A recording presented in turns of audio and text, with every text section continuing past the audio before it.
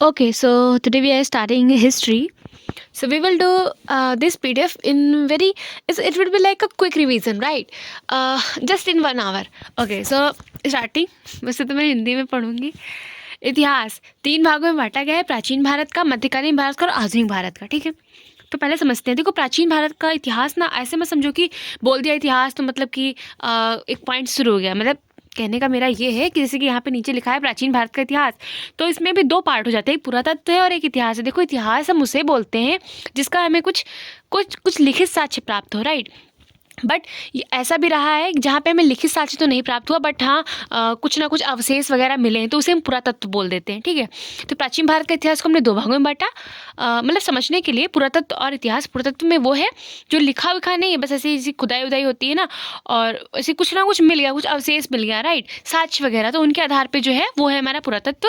इसी के अंदर हम पढ़ते हैं ना पुरातात्विक वाला पूरा पाषाण काल, पूरा पाषाण, नवपाषाण, मध्य पाषाण ना, वो सब इसी में आता है.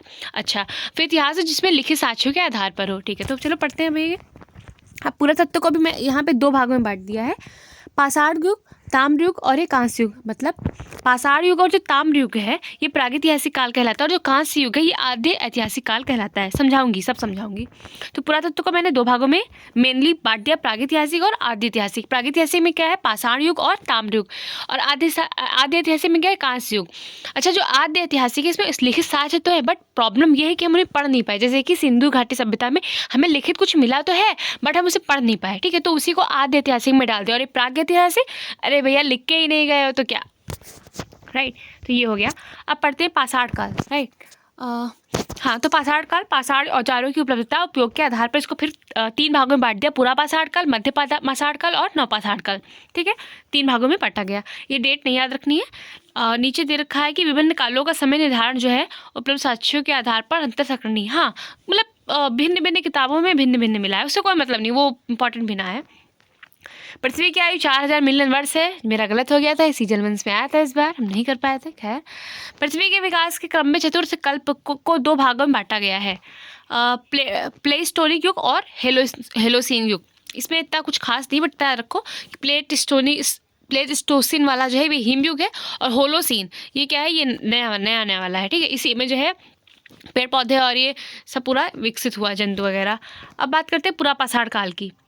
तो इसको 3 भागों में बांटा है, निम्न वाला, मध्य वाला और उच्च वाला. अब पूरा पाषाण जो काल था उसमें मेन क्या था? शिकार और खाद्य संग्रहण. ठीक है, ओके. अब बात करते हैं पूरा पाषाण काल में ये निम्न पूरा पाषाण की. ठीक है, तो निम्न पूरा पाषाण काल स्थल, ये स्थल हमारे लिए इंपॉर्टेंट होते हैं. ट्रिक वगैरह से एकदम याद किए, बस वही रिवाइज करना है.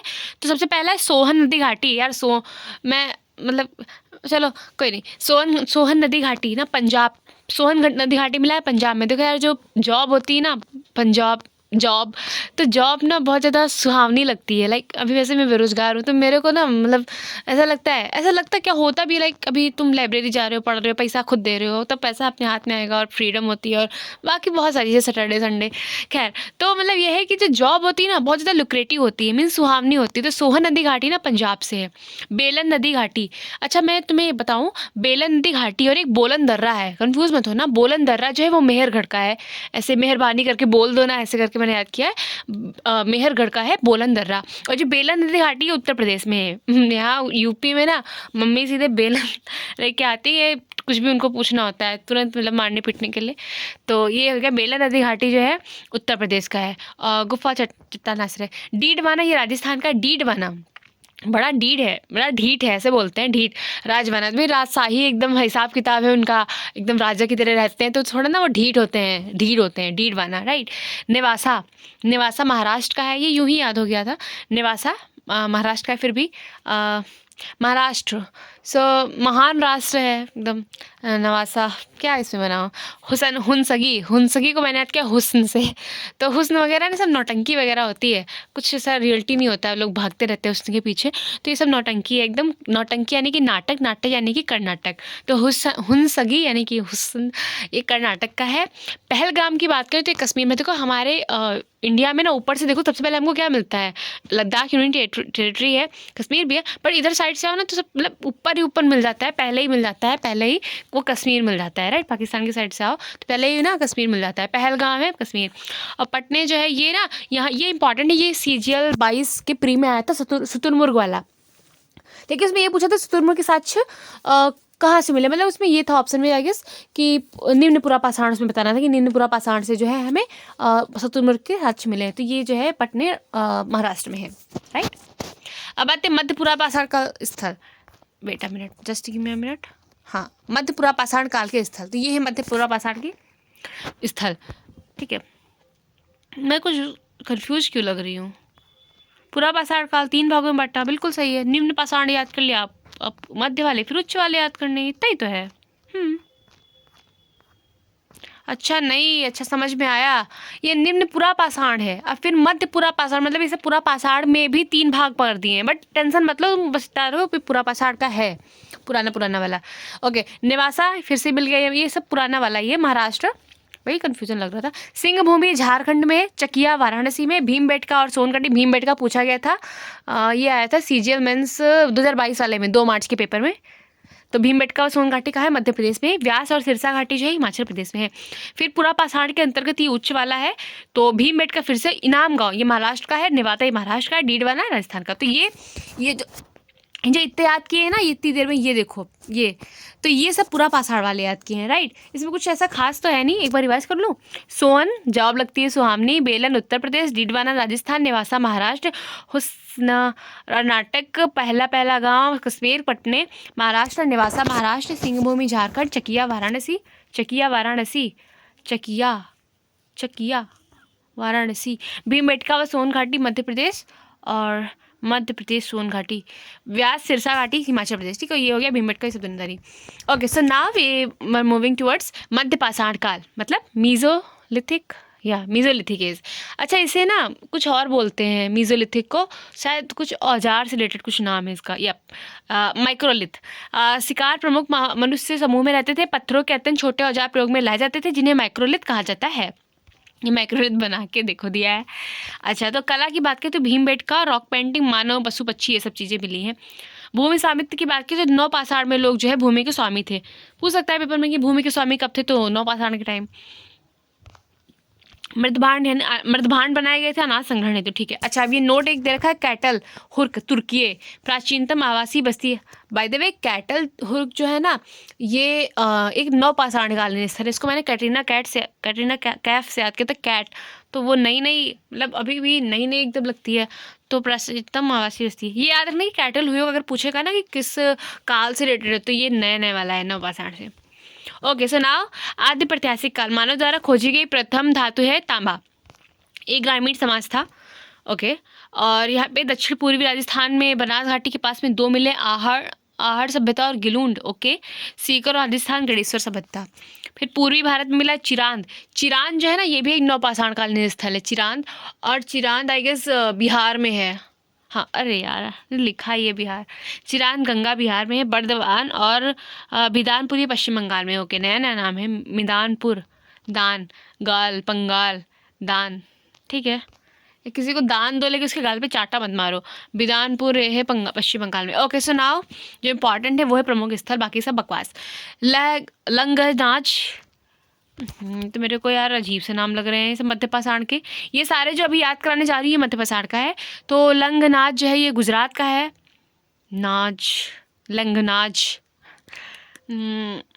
लंगनाच, ओके। ऐसा लंगनाच ऐसा नहीं चलता है, लहंगा जैसा कुछ, तो ऐसा लहंगा हो जो मतलब कि रात में पहनने पे एकदम खुद पे नाज हो कि देखो क्या लहंगा है, ऐसा टाइप का लंगनाच है, गुजरात में है।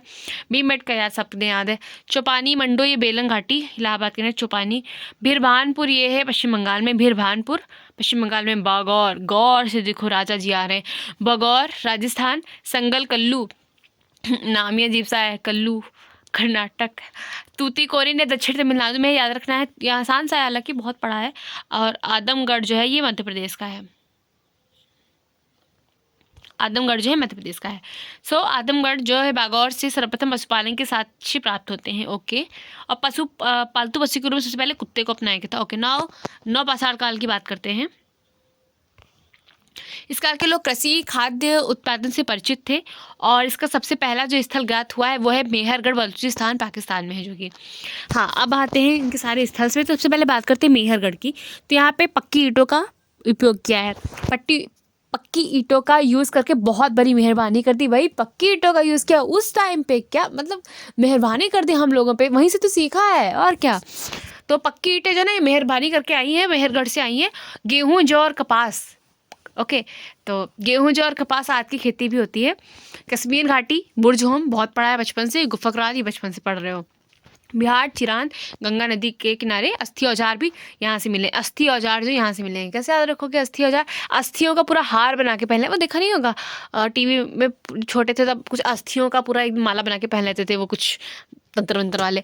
तो वही अस्थि औजार, चिरान, बिहार। कर्नाटक, संगन कुल्लू मैंने बताया, ब्रह्मगिरी, मस्की, पिकली हल, हल्लूर।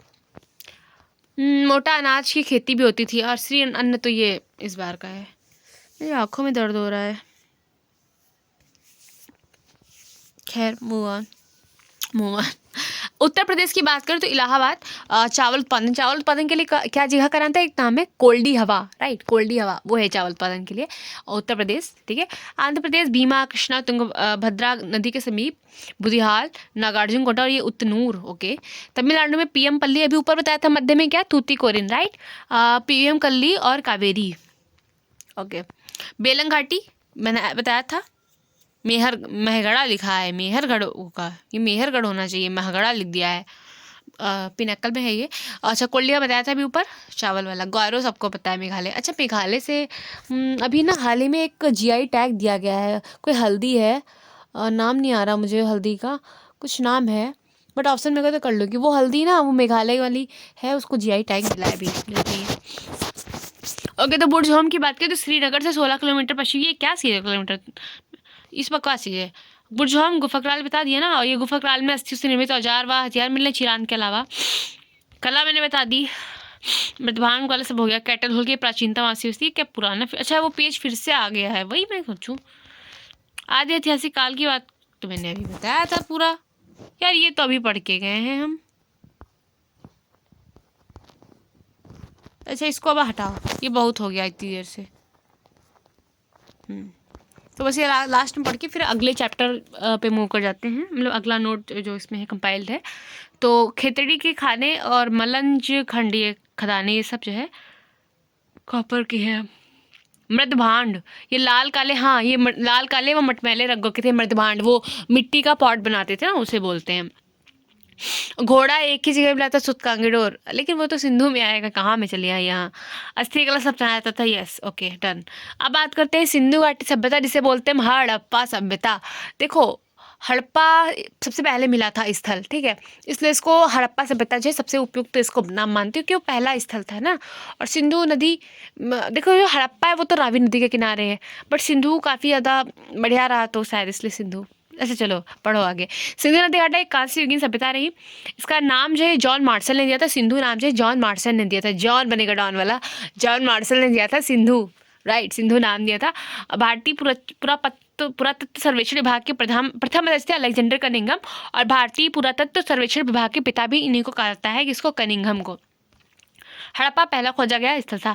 सिंधु घाटी का सभ्यता स्थल पंजाब, हरियाणा, गुजरात, राजस्थान, पश्चिमी उत्तर प्रदेश और बलूचिस्तान और सिंध में फैला था। हाँ, ये चारों याद रखने हैं। सबसे इधर किनारे में है मांडा, जम्मू कश्मीर, ये आई गेस दास्क नदी के किनारे है। और ये दैमाबाद महाराष्ट्र वाला, ये गोदावरी की सहायक नदी है, उसका नाम क्या है कुछ नाम याद है मुझे, वो एक सहायक नदी है, गोदावरी की सहायक नदी है, ध्यान नहीं आ रहा, उसके किनारे ये महाराष्ट्र का दैमाबाद वाला। और ये आलमगीरपुर वाला जो ये हिंडन नदी है ना, मैं गलत बता रही हूँ क्या? यार मैं बहुत कन्फ्यूजन होता है, मैं क्या करूँ? नहीं मैं सही बता रही हूँ। और ये जो सुतकांगडोर वाला है, ये इसकी नदी नहीं याद आ रही है यार, मुझे बहुत कन्फ्यूजन लग रहा है। Just give me a minute, let me clear it first. गलत नॉलेज नहीं लेना चाहिए।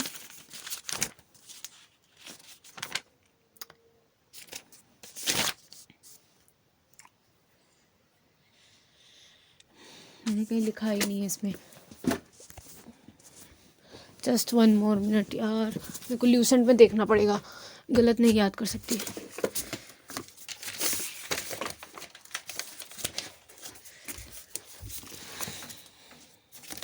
ओके, सो नाउ मेरे को मिल गई मेरी ल्यूसेंट और लेट मी क्लियर इट।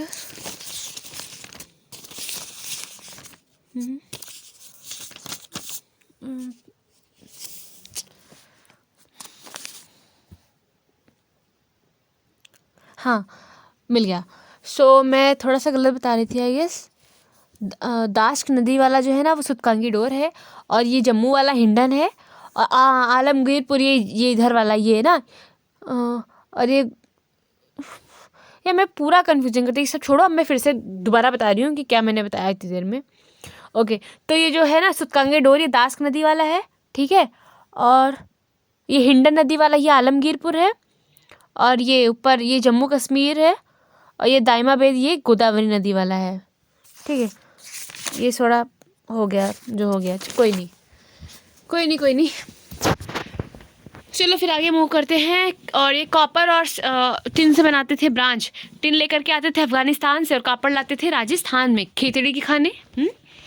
चलो सिंधु घाटी सभ्यता के प्रमुख स्थल की बात करें, अच्छे से बात करेंगे, बहुत इंपॉर्टेंट है हड़प्पा। इसमें सबसे ज़्यादा इंपॉर्टेंट पता है क्या, 837 कब्रिस्तान।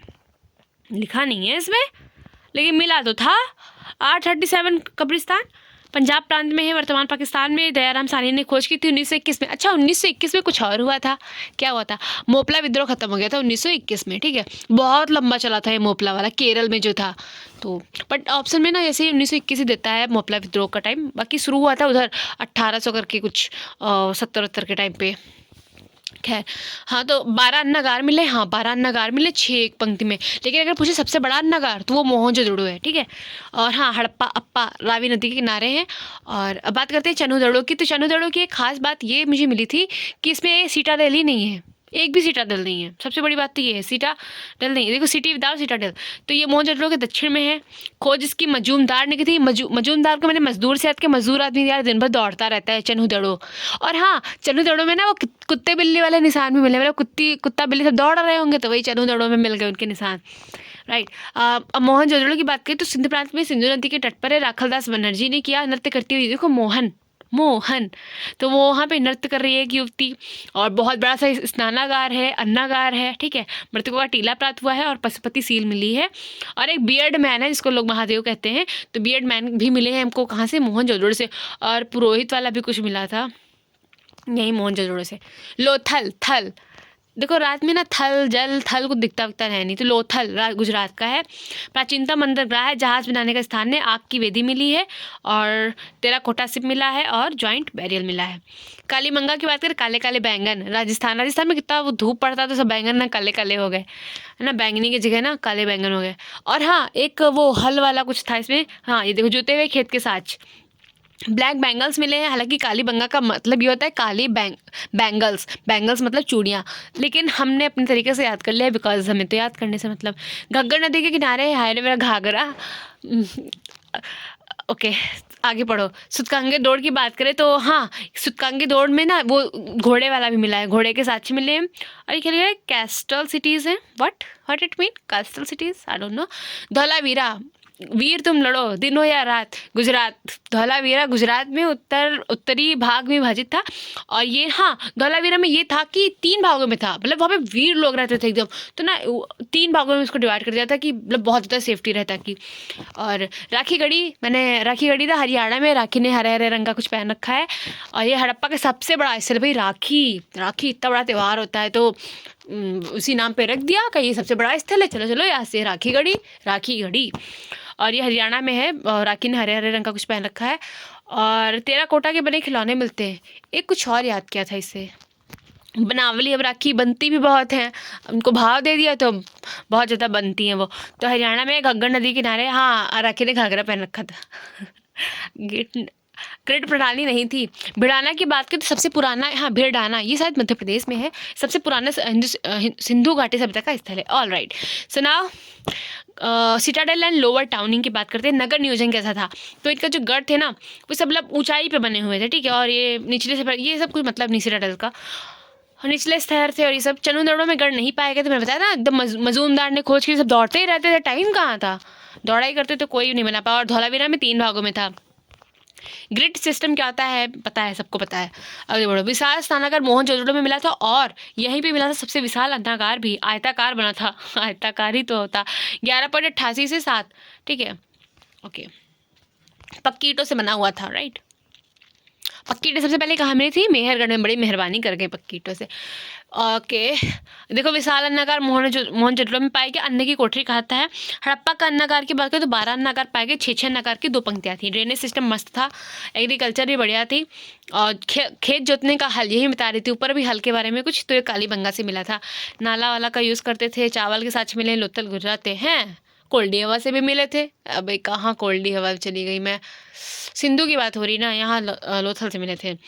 ओके, सिंधु घाटी सभ्यता के लोग कपास की खेती करने वाले प्रथम थे। इसको सिंडन भी बोलते थे। अच्छा, पता है क्वेश्चन आया था कि पाकिस्तान के विभाजित हो जाने से ना क्या नुकसान हो गया, तो वो कपास वाला कुछ था आंसर में, ये पूछा जा चुका है प्रीवियस ईयर में।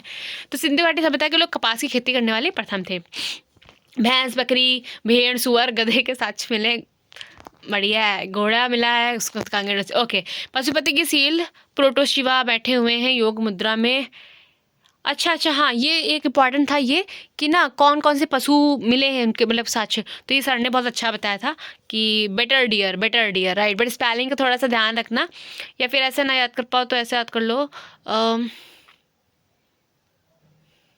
कैसे याद कर लो, ऐसे याद कर लो, और कैसे bet ear dear right. Endoplasmic reticulum. Bet ear dear right. So buffalo elephant, bet T tiger, ER या ये ऐसे ही है क्या, आर फॉर राइनासोर, और ये डियर। टेक्नोलॉजी एंड क्राफ्ट्स की बात करें तो चरखा के साक्ष्य मिले, ईंट बने हैं, ठीक है, ज्वेलरी वेलरी सब मिला। अच्छा, वो एक और स्थल का कुछ नाम था, वहाँ सब ज्वेलरी वगैरह मिली थी, ध्यान नहीं आ रहा शायद। नहीं छोड़ो। गोल्ड, हाँ, कर्नाटक से लाते थे वो, KGF मूवी में भी दिखाया है इस बारे में, वही गोल्ड का। मेसोपोटामिया के में हड़प्पा की टूटी सील मिलती, हाँ, तो मतलब वहाँ से तक इनका सबका था, सब पूरा सिस्टम बार्टर सिस्टम था, और व्यापारी वर्ग का शासन होता था। ओके, रिलीजन्स की बात करें तो टेराकोटा की एक महिला मूर्ति मिली हुई है, जिसमें भ्रूण से एक पेड़ जन्म ले रहा है। पृथ्वी की पूजा एक देवी के रूप में होती, तो ये सारा रिलीजियस मैटर था उनका। स्क्रिप्ट्स की बात करें तो पिक्टोग्राफी थी, और बेस्ट्रोबियन जिसे कहा गया। हाँ, ये लोग राइट से लेफ्ट लिखते थे, उसके बाद में लेफ्ट टू राइट लिखते थे। मस्त लगता होगा एकदम, राइट टू लेफ्ट फिर लेफ्ट टू राइट, टाइम बचाते थे। कौन ऐसे राइट टू लेफ्ट करके फिर हाथ उधर लेके जाए, फिर right to left and then left to right, मस्त, फिर राइट से लेफ्ट। ओके, नृत्य करती हुई लड़की मिली है त्रिभंग मुद्रा में, यस। शव को दफनाने के तरीके, देखो जो हड़प्पा था ना, वहाँ तो कब्रिस्तानी मिला, तो वहाँ पे ना दफन करते थे, लेकिन मोहनजोदड़ो में ना जला देते थे। शव के साथ कुत्ता मिला है, ये रोपड़ में, तो यार रो पड़े हम तो ऐसा देख के। ओके, एक्सटेंडेड ब्यूरियल सनौली में मिली है, राइट। वैदिक सभ्यता पे मूव कर जाते हैं। अब हम वैदिक सभ्यता पढ़ते हैं। 1500 से 600 BC यानी कि बिफोर क्राइस्ट, राइट। BCE भी लिख देते हैं उसको। पूर्व वैदिक काल और उत्तर वैदिक काल। पूर्व वैदिक काल में इसमें हम ऋग्वेद को पढ़ेंगे, और उत्तर वैदिक काल में हम सामवेद है और यजुर्वेद है और अथर्ववेद, इनको देखेंगे। ओके, इसी टाइम पीरियड में वेदों का संकलन हुआ, इसलिए इसे वैदिक सभ्यता कहते हैं। ओके, आर्यों का निवास स्थान जो है मध्य एशिया माना गया है। ओके, ठीक है। अच्छा, एक चीज़ पूछता है कि तिब्बत से आए, ये किसने बताया था? तो तिब्बत से आए ये दयानंद सरस्वती ने बताया था। देखो कंफ्यूजन हो जाता है कि बाल गंगा तिलक थे, दयानंद सरस्वती थे, तो किसने क्या बताया?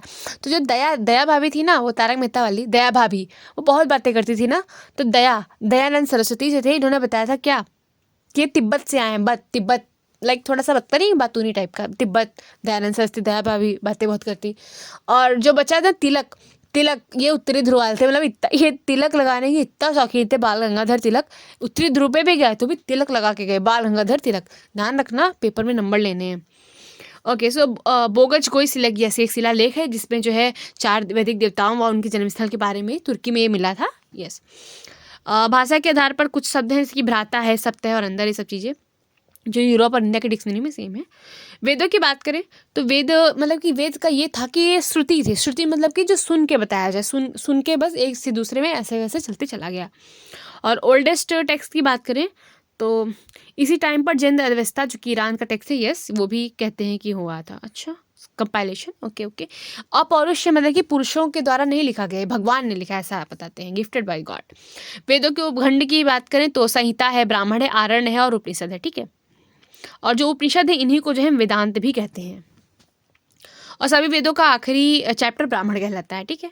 ऋग्वेद की बात करें, इंपॉर्टेंट है, सबसे बड़ा और पुराना वेद है, 10 मंडल है और 1028 होते हैं। ये वेद अच्छा वेद है और काफ़ी ज़्यादा छंद है, मुझे कोई इससे मतलब नहीं। मतलब ये है कि कर्म करने वालों को होर्त कहा जाता था। और 4 देवता मिले, इंद्र, अग्नि, विष्णु और वरुण। अच्छा, इंद्र बहुत प्रिय थे, ये 250 बार आए हैं। और उसके बाद में शायद विष्णु, अग्नि है जो 200 बार, जो इंद्र है इनका इनका इनका ये शब्द ना 250 बार यूज़ हुआ, ऐसा था। और सरस्वती सबसे पवित्र नदी थी, लेकिन सबसे ज़्यादा यूज़ जो नेम हुआ है सिंधु का 55 बार, सरस्वती का 55 बार, सॉरी सरस्वती का 50 बार, राइट। और गंगा का 1 बार, कुछ ऐसा है, मिलेगा आगे। गायत्री मंत्र, यस, तीसरे मंडल में हमें गायत्री मंत्र मिलता है, 7वें मंडल में दशराज युद्ध मिलता है और 10वें मंडल में वो पुरुष वाला सूक्त मिलता है और 9वें मंडल में सोम रस वाला कुछ मिलता है। मतलब सोम रस मतलब कि कुछ ऐसा था जिससे बहुत ज़्यादा मतलब कि पावर आ जाती थी, ऐसा। तो गायत्री मंत्र जो है तीसरे मंडल में विश्वामित्र द्वारा, मंत्रों की संख्या जो है 24 है। पुरुषोक्त यस 10वें मंडल मिला है, लेकिन 10 राग युद्ध भी याद रखना 7वें मंडल में मिला है। और अच्छा, मुझे याद आता है, हाँ, ऋग्वेद की 20 पांडुलिपियों को किस वर्ष में ना वो अपने इवेंट वो यूनेस्को ने कुछ किया, तो वो 2007 था।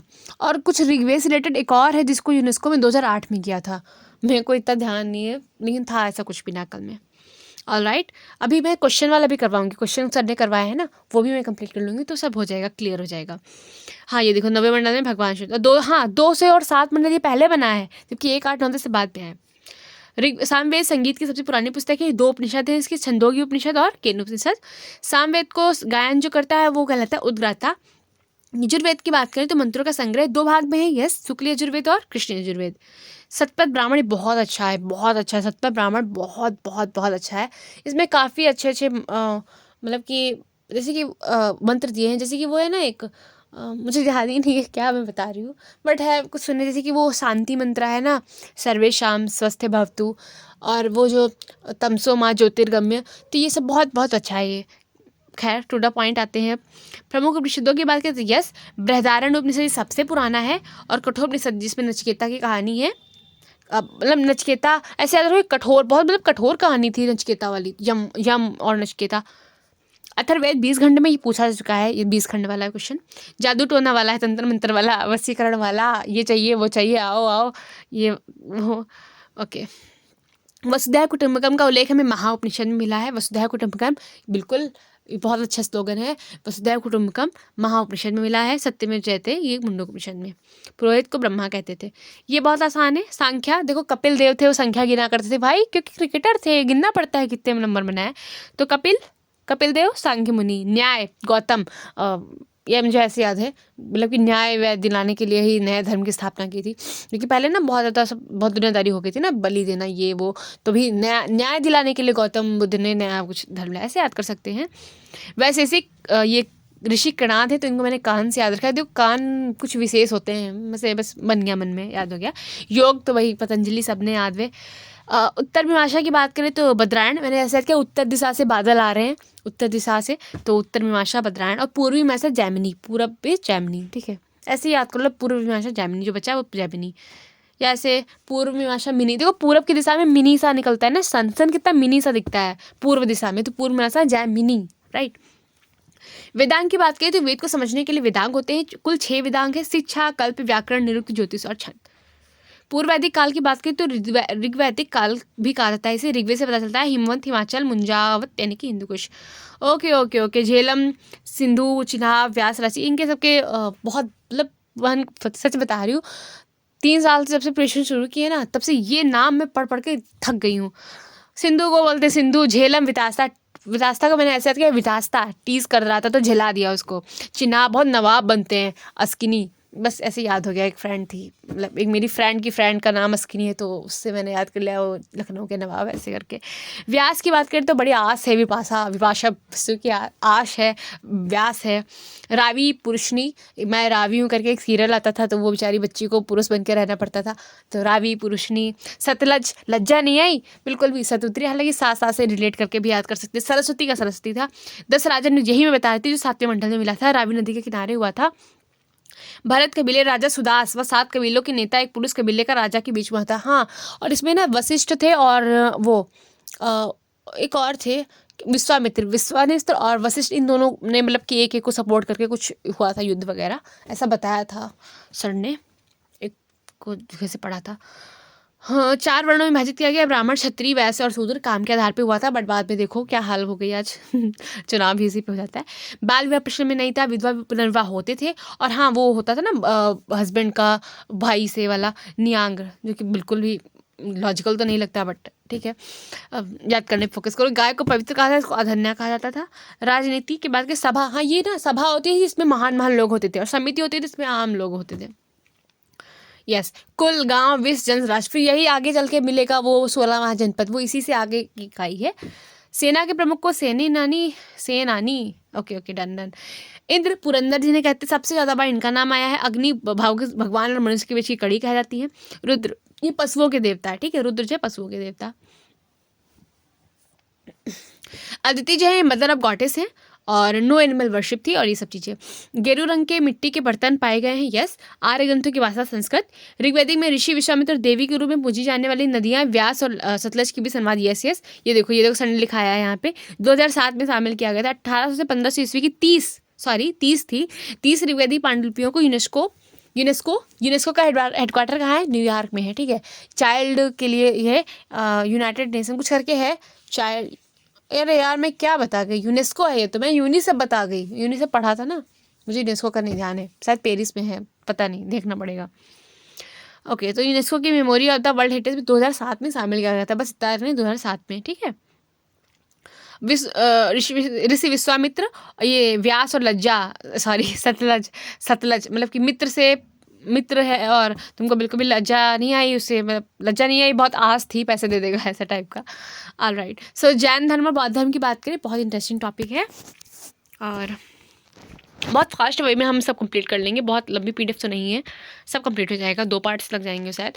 ओके, तो उत्पत्ति क्यों हुई? सबसे पहले तो भाई ब्राह्मणों का बड़ा वर्चस्व हो रहा था यार, दिमाग खराब हो रहा था, तुम एक अपना अलग बनाए हो, तुम कुछ स्पेशल हो।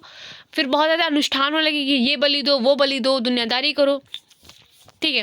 तो कृषि व्यवस्था जो थी वो अनुष्ठानिक बलि के कारण बहुत ज़्यादा प्रभावित हुई, तो काफ़ी सारी चीज़ें थी, और इसको देखते हुए जैन धर्म और बौद्ध धर्म का स्टार्ट हुआ। तो जैन और बौद्ध धर्म मौजूदा वर्ण व्यवस्था को कोई महत्व नहीं देते थे, लोगों के साथ समान व्यवहार किया था, ऐसा माना जाता है, ठीक है। तो इम्पोर्टेंट क्या है कि महावीर और बुद्ध दोनों क्षत्रिय थे, पूछ सकता है पूछने को, और दोनों ही धर्म अहिंसा में विश्वास करते थे। सबसे पहले आप पढ़ेंगे हम जैन धर्म के बारे में। तो इसके महाशिक्षक तीर्थंकर जो है टोटल 24 तीर्थंकर हुए थे, कितने? 24, राइट। पहले जो थे वो थे ऋषभदेव। पहले कौन थे? ऋषभदेव।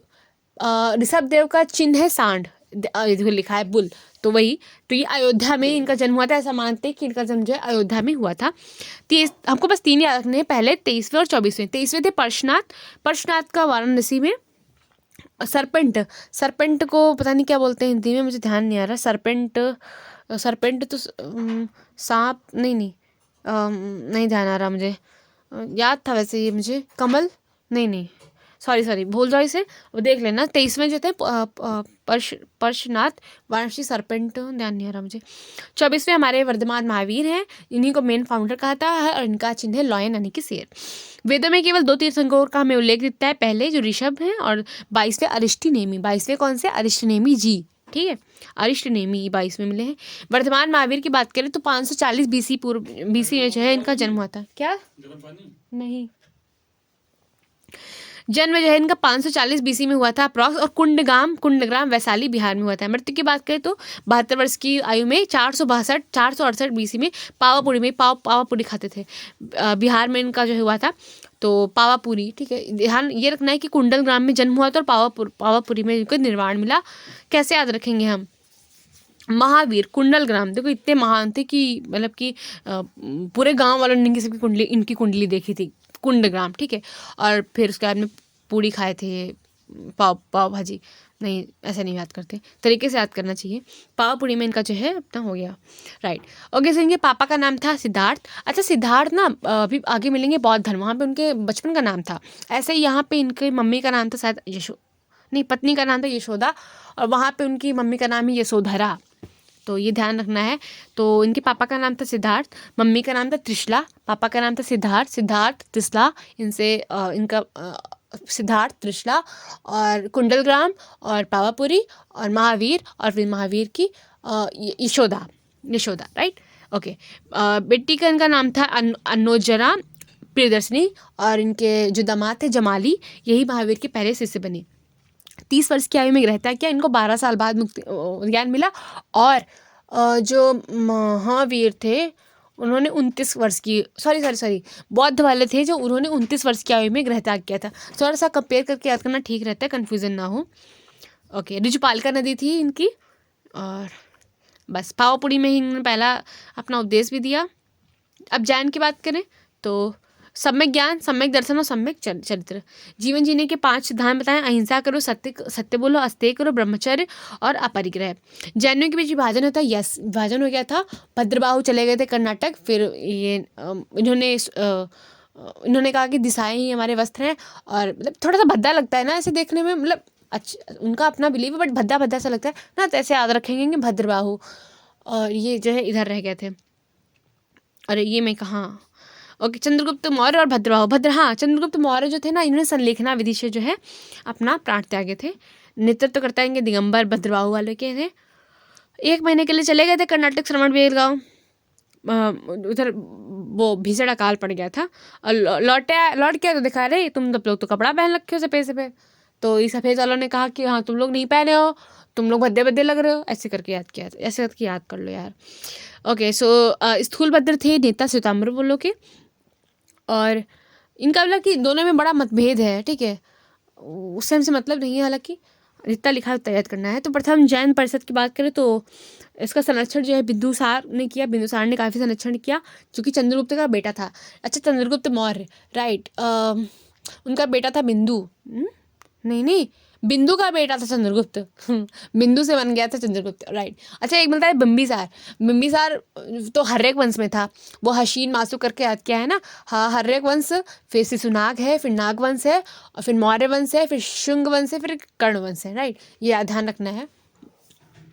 ओके, फिर दूसरी जैन परिषद की बात करें, देखो 2 ही जैन परिषद हो पाई, बौद्ध में मिलेंगी 4 ठोरी, अभी बताएंगे, सारी अच्छे से याद कराएंगे, लेकिन जैन में 2 मिल पाई, ठीक है, तो बस यही है।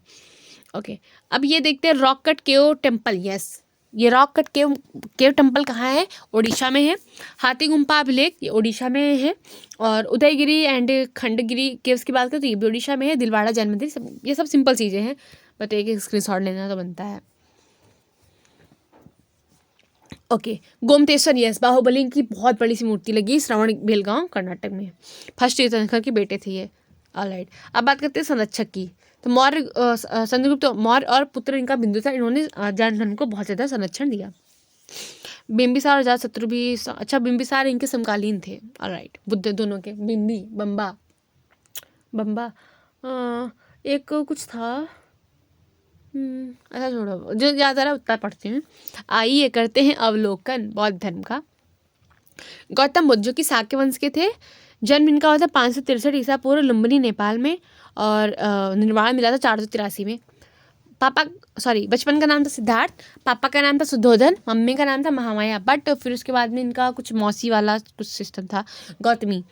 पत्नी का नाम था इनकी यशोधरा, यार ये बड़ा कन्फ्यूजन करता है ना, यशोधरा इनकी, जी कहाँ बता रहे हैं, इनकी पत्नी का नाम यशोधरा, अभी तो ऊपर यशोदा बताया था, नहीं देखो अभी मैंने ऊपर जो बताया था त्रिशला उनकी मम्मा का नाम था, और उनकी वाइफ का नाम था यशोदा, इनकी वाइफ का नाम यशोधरा, यस, मैंने ऊपर कुछ और बता दिया, कोई नहीं, अभी क्लियर कर लो। राहुल, और 29 वर्ष में गए थे ये। प्रथम शिक्षक का नाम था अलारा कलामा, द्वितीय थे रुद्रक रामपुत्र, और ज्ञान इनको बोधगया में मिला था, नदी का नाम था निरंजना।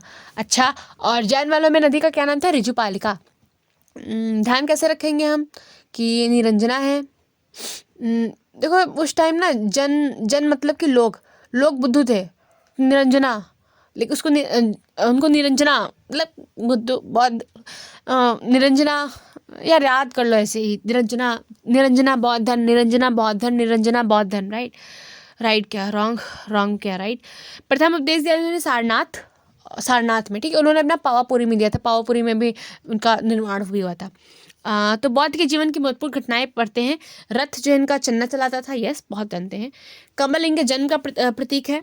घोड़ा गृहत्याग क्या, बौद्ध रच प्रबोधन का, पहिया पहले उपदेश का, स्तूप मृत्यु का। यस, 4 आर्य सत्य दिए भैया। बहुत दुख है, दर्द ही दर्द है। और दर्द का कारण है, ये क्या है, दर्द का कारण बताया, नहीं, दर्द के कारण होते हैं, फिर दर्द का ये क्या 4 आर्य सत्य लिख रखे, ये तो मैंने नहीं पढ़े थे। अच्छा, मैंने वो अष्टांगिक मार्ग में बता रही हूँ, नहीं, मैं कंफ्यूजन कितना है। देखो सारा क्लियर करते हैं, कुछ कन्फ्यूजन नहीं है। 4 आर्य सत्य हैं, दुख का सच, दुख के कारण, ये कुछ नहीं पूछेगा पेपर में, आगे बढ़ो। हाँ, ये है 8 मोड मार्ग, अष्टांगिक मार्ग। भैया देखो, सम्यक इरादा रखो, अपना विचार एकदम अच्छा रखो, सम्यक बोलो और सम्यक कार्य करो, सम्यक प्रयास करो, सम्यक आजीविका को, सम्यक प्रयास, सम्यक एकाग्रता, सम्यक कार्यवाही, सम्यक दर्शन, मतलब बहुत बढ़िया है, अच्छा है, पढ़ो आगे।